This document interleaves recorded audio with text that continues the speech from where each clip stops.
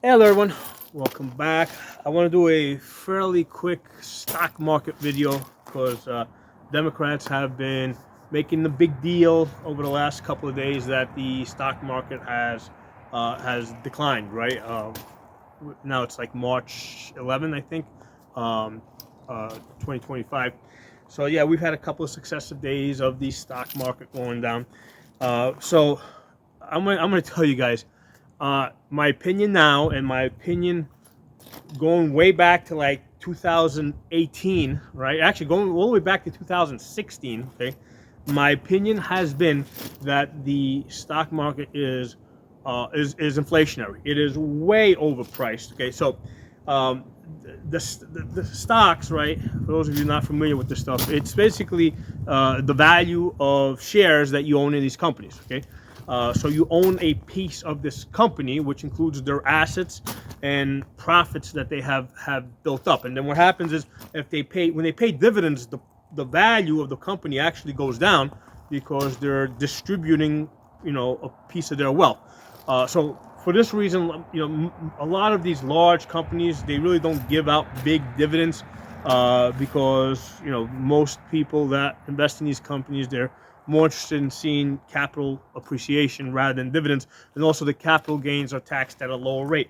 So that's why a lot of these companies, they give out very, very small dividends. But anyway, the price of these companies, right, is reflective of essentially how much of a profit they can generate. Okay, so the profits, okay, are extremely inflationary, right? Because what happens is, like, over the last, I don't know, 8 years at this point, the as the government's been printing up more and more money, right?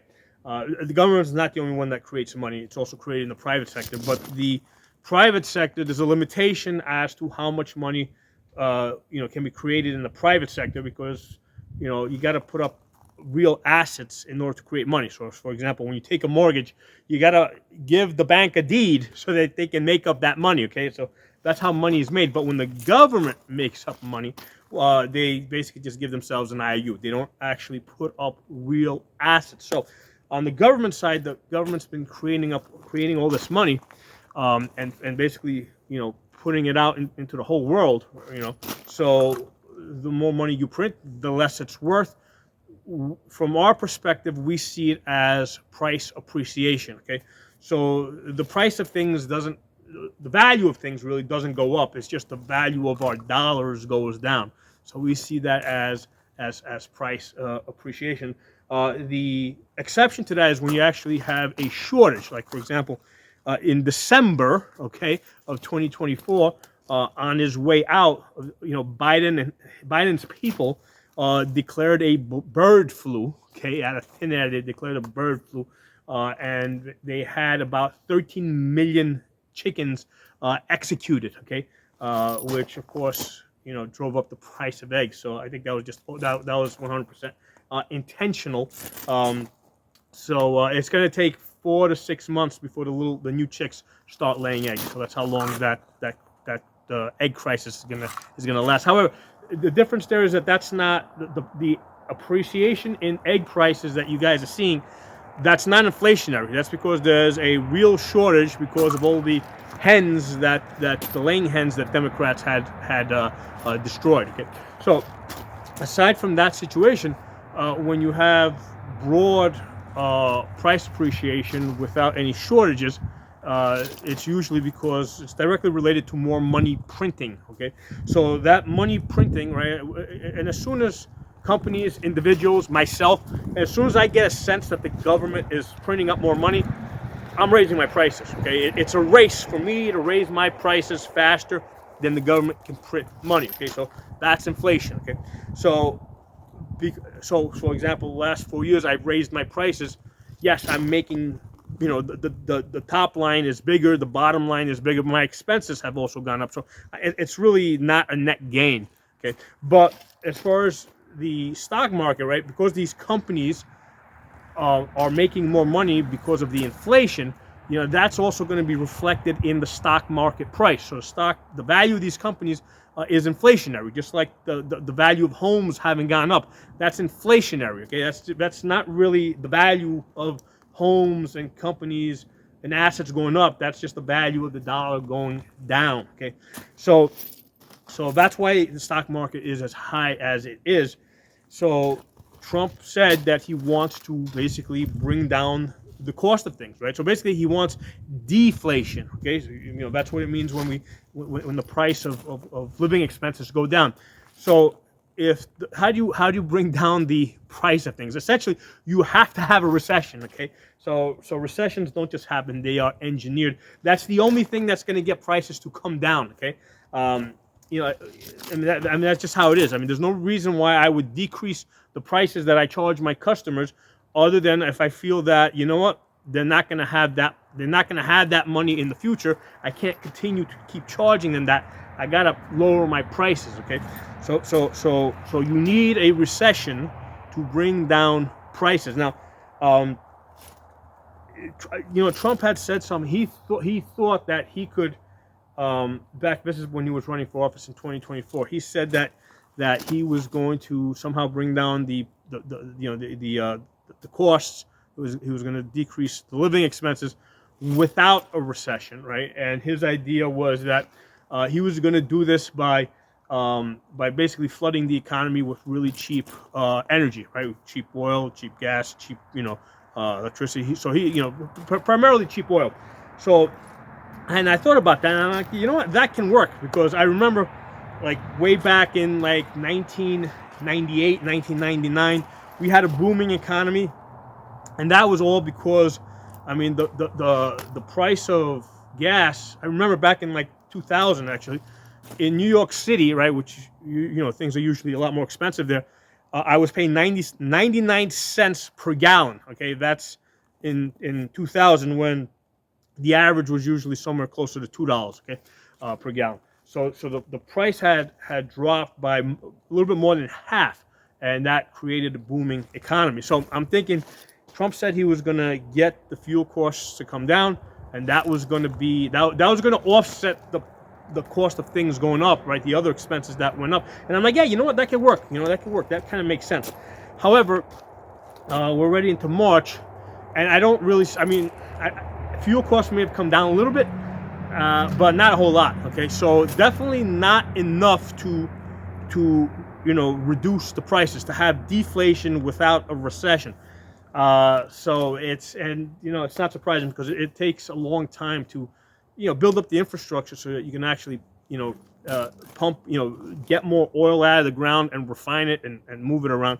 So that's more of a long-term thing. So I'm back to what I was thinking prior to Trump saying that, where the only way you're going to bring down prices is with a recession. Now, the one thing that I see happening, and I think Trump was kind of it, I think him being a genius, but on the other hand, it's kind of like, he wanted to stick it to the federal workers too, okay, that are basically Democrats that, vote against him, work against him, sabotage him.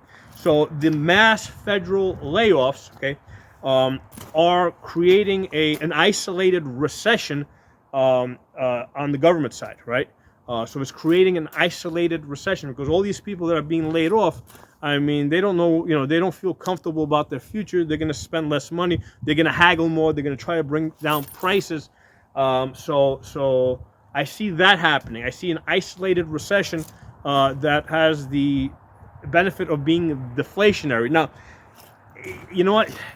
It's really hard to have a completely isolated recession that affects just government people. Okay, so there's gonna have to be some spillover. First of all, a lot of those, there's basically a lot of corporations do business with the governments. A lot of these corporations were getting some money out of a lot of that fraud, waste, and abuse that Trump is trying to eliminate. Well, there's a lot of corporations that were benefiting from that. Okay, so there's going to have to be a complete reshuffling. So yes, in the short term, cutting out that waste, fraud, and abuse is going to hurt a lot of corporations, a lot of individuals, but it's going to reflect. It's going to be reflected in the stock market, because these companies are going to lose some money. The stock, as they lose profits, their value declines. Shares decline, portfolios decline. Retirement, pensions, all these things decline. So this is like a necessary short-term thing. On the one hand, you can't go forward unless you kind of go a step back. Okay, you got to eliminate the waste, fraud, and abuse, because otherwise it is eventually going to catch up with you, right? You can't just keep, just wasting money just to, have a booming economy. Okay, so that's got to happen. But on the other side of this, the stock market itself, for at least the last 8, probably 10 years, has been extremely inflationary. Okay, so yeah, I mean, in my opinion, the stock market from its height has to come back at least 75%, and that's before it gets to the point where I'm like, you know what, I'm going to start looking for some buying opportunities now, right? It would have to come down 75%, because I've really not been in the stock. I first invested in the stock market when I was like 18 years old, and I'm 53 now. Okay, so for the last 15 years almost, I really haven't been in the stock market, haven't been investing. I got some gold. I did buy some gold last year because of all the money printing that was going on. I'm like, I'm going into gold. And I know there's a lot of channels that are pushing gold investments and stuff like that. I'm not doing that. Okay, I'm not doing that. I'm not telling you this is the fund I have, go buy it. That's not what I'm doing here. I'm just telling you that because of the inflation, I did buy into a bunch of different gold funds, one in particular, but that's not important. But the point is that the stock market is inflationary. I wouldn't even consider investing in it until I saw it come down 75%, and I wouldn't be like all in at 75%, because I think the bottom is probably closer to 50%. I don't think it would actually get there, but I would start I would start investing, let's say, at 75%, and then let's say invest again when it goes to like 65%, and invest, buy some more stuff when it goes to 60%. Buy some more. I would have the plan to buy some more if it gets to 55%. You may never actually get to 55, to 50%, but I would just average down like that. Okay, that's what I would do. But 100%, this stock market is way overpriced, and yeah, I think it needs to come down. And yeah, Trump is going to catch a lot of shit for this. Okay, I think he's accepted that. Okay, I think he understands this, and one of the things that makes a lot of sense, right, and this is what presidents have been doing since Clinton, right? They want to have that recession in their first year, so they got 3 years after that to basically dig out of it, to build the economy back up, and when they come, in their fourth year, they look like they did a good job. Okay, so that is the normal way to do things.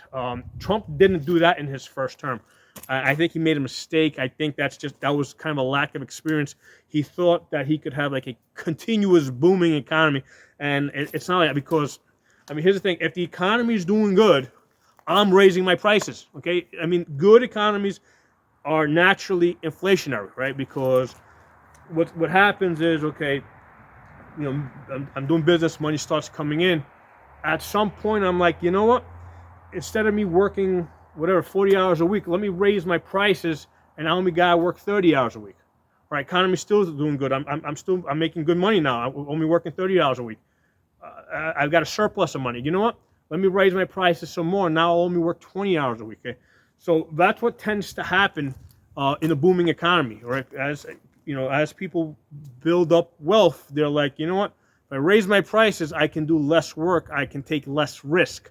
So good economies are naturally inflationary, okay? And the only way to fix that is with a recession, okay? The stock market, as a reflection of that, has to come down. So I would look at the very minimal. It's going to come down 75% from its high, and it basically will probably it's going to go somewhere between down 75%. I don't think it would go down below 50%, but it could, right? But that's where I would target, right? I would start averaging down at 75%, with the goal of maybe being fully invested by the time it got to 50%, okay? Or maybe 45%, but that's the strategy that I would have, okay? Or that I do have, okay? So thanks for watching. Let me know what you guys think. I'll talk to you all soon. Hey everyone, I want to kind of summarize what I said. So, if you're willing to accept that the stock prices of companies have gone up because of inflation, right? Because they've been charging a lot more for things, right? And that's reflected in the valuation of those companies. And if it's Trump's goal to bring down the prices of things, right, to bring down the living expenses, well, the opposite is going to happen to the stock market and to the value of these companies, right? Because the values are based on what they, on what they charge.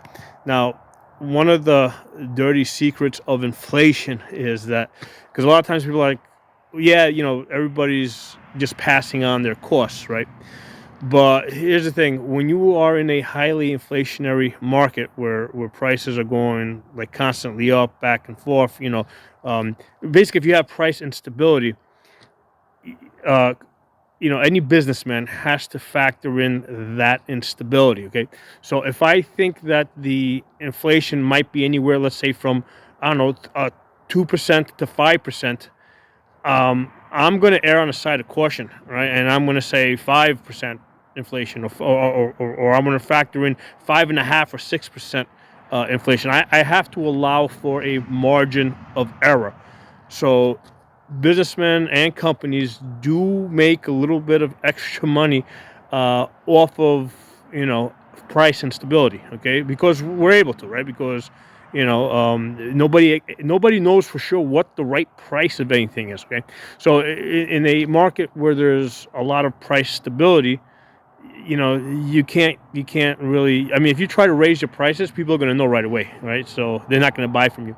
But if you are in an unstable market, right, and you raise your prices, nobody can really tell, right? So all businessmen, big and small, okay, are going to take advantage of that. All right, that's the natural thing to do, and in a way, that's kind of compensating us for our risks, right? Because there's certain extra risks that come into play for businessmen, that come from inflation, right? Because our costs keep going up. So, we're not just passing on the cost, the rising costs, but we're also passing on the rising risks. Okay, so that's why, in order for costs to go down, right, in order to have deflation and prices to go back down to normal, okay, that has to be accompanied by a stock market decrease. I mean, the two are connected.